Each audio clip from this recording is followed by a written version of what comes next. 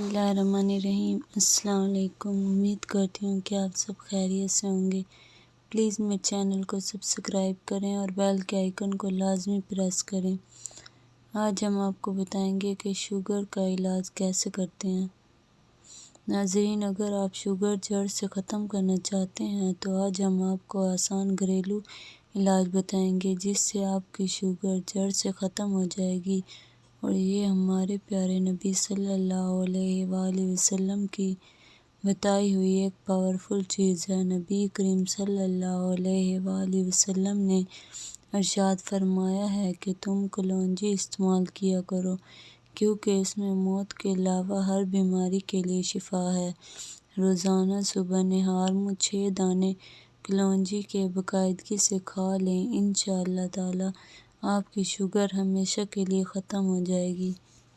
Please मेरे channel को subscribe करें और बेल के आइकन को लाजमी प्रेस करें। शुक्रिया।